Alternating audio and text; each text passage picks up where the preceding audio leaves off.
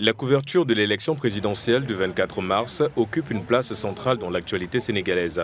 Les médias ont mobilisé leurs équipes sur le terrain dès le début de la campagne électorale.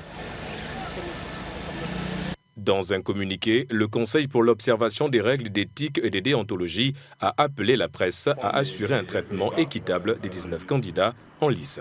Les médias doivent avoir à l'esprit le souci d'être le plus équitable possible et le plus équilibré possible dans la façon de couvrir.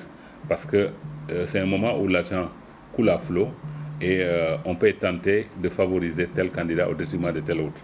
C'est vrai, nous avons 19 candidats, c'est une première, ce n'est pas facile, mais à travers ce communiqué, nous voulons leur rappeler que même avec ces 19 candidats-là, pour 2 semaines de campagne, nous pouvons en sortir grandis. Libérez!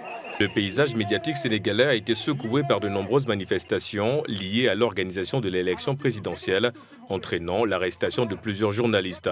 Cela a été l'occasion pour le CORED de plaider en faveur d'une presse libre auprès des autorités politiques. On est sorti d'une période de 3 ans assez tendue pour la presse en général. Et nous avons voulu, à travers cette campagne, parler aux différents états-majors politiques, leur faire comprendre qu'une démocratie n'a de sens que quand il y a une presse libre.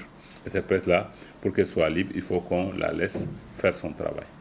Durant les différentes phases du processus électoral, les journalistes sont parfois la cible de la colère de certains partisans.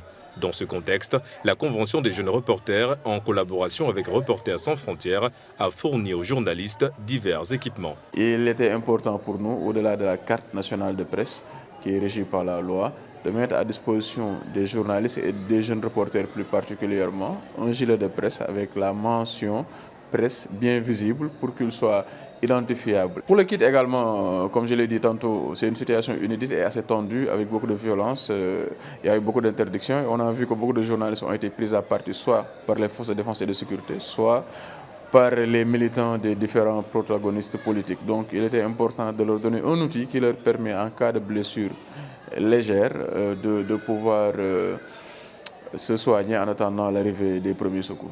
En prévision de la couverture de l'élection présidentielle du 24 mars prochain, qui verra l'élection d'un nouveau chef d'État, il est recommandé aux professionnels des médias de se munir de leur carte de presse nationale. À ce jour, près de 1000 cartes ont déjà été délivrées.